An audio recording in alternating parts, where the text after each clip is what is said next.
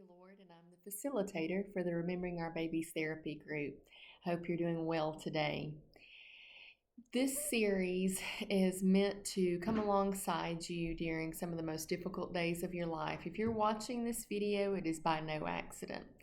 Now, if you're having a mental or medical health emergency, please go to your nearest emergency medical facility, stop the video, and go and get the help that you may need immediately.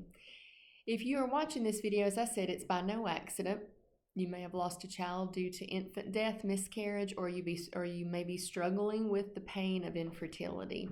We want you to know that we see you, we hear you, and we're here to help. These videos come out every single month, and I try not to make them, time specific. Now, this one is going to be just as last month's was.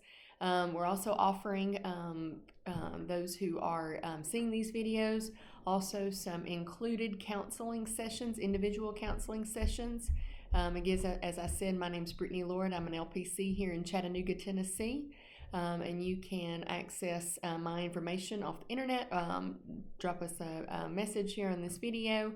Google our group, Remembering Our Babies Therapy Group on Facebook, and we will get the information to you that you need. So not only are we offering these videos, we're also offering individual counseling sessions that are funded by the third way that we're coming alongside and helping people during one of the most difficult times of their lives is our annual fundraiser. That usually happens in November every year. More information when it gets closer to fall on that to come. But it's a great time for people to get together who understand what we all understand. And there's face painting, tons of fun things for kids, raffles, singing, food trucks. At the end of the evening, there's a candlelight ceremony complete with prayer, and it's just an amazing time for everyone to come together and realize that you're not alone, that other people understand what this situation is like as well. So this month is June, and as I mentioned before, I try to make these not calendar specific, but last month we needed to do that because last month was May, and May has Mother's Day. And June has Father's Day. And let's just be honest, many therapists I talk to low-key hate these holidays. Not that we don't enjoy celebrating moms and dads, and those of us who are moms and dads with children here on earth and in heaven, not that we don't enjoy being celebrated, but Mother's Day and Father's Day are really hard for a lot of people. Whether maybe you've lost a parent, whether you've lost a child, struggle with infertility or miscarriage, maybe you have a strained relationship with a child or with a parent. This is a hard time of the year. So I like to highlight some of those specific things. And last month we specifically talked about Mother's Day. So this month I would like to talk a little bit about Father's Day coming up. And in a recent article that was posted in the St. Jude website, I was just talking about the unique challenges that fathers face. And I read that article and I wanted to highlight that for Father's Day for this month. It mentioned in there, and now as I talk about this and make these generalizations, this is not everyone, right? I've talked before about the differences in the way that people grieve, intuitive grievers versus instrumental grievers. Intuitive grievers are often those who are seeking support from others. They're crying, they're coming alongside each other. Instrumental grievers maybe sometimes suffer in silence or on their own. And they're the ones that are the doers. Some of the things that I've heard instrumental grievers do are maybe start a GoFundMe page, a walk, or I've even heard of people building a house or a chicken coop. So those items to be able to physically, mentally work through grief are part of an instrumental griever's way that they do that. So one of the things I wanted to think about today is, again, specific things that fathers deal with. And again, this is just generalizing.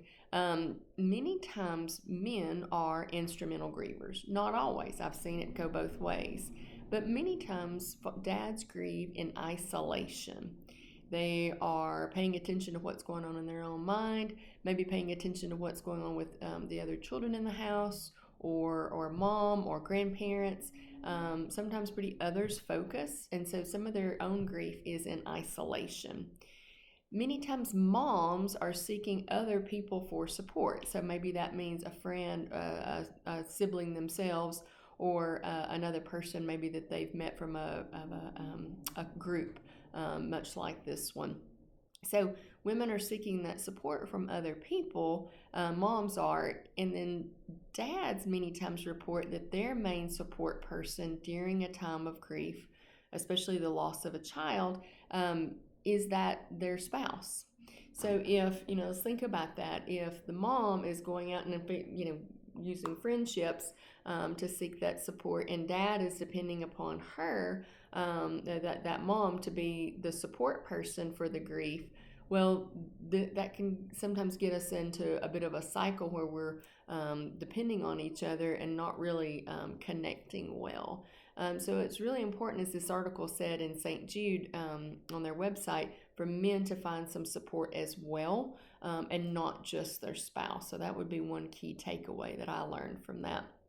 And again, we're just generalizing.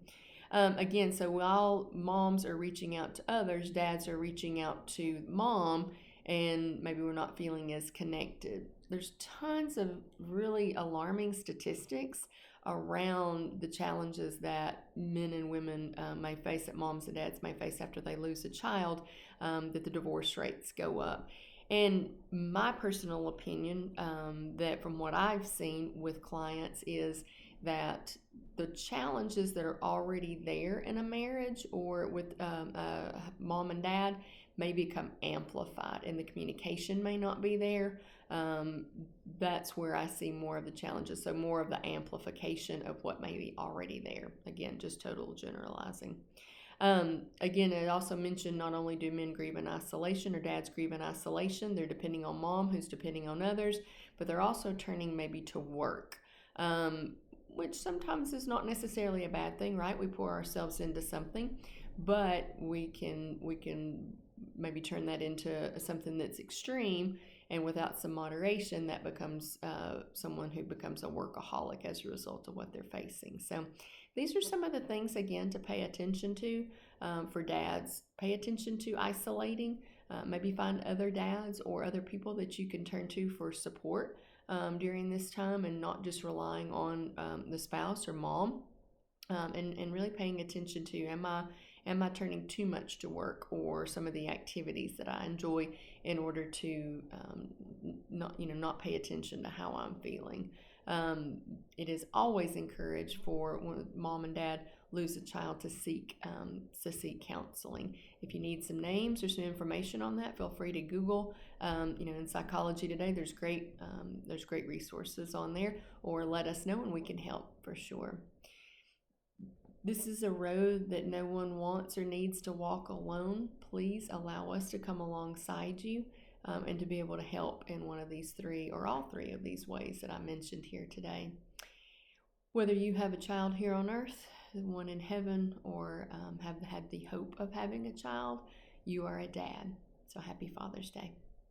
Thanks, and have a great day.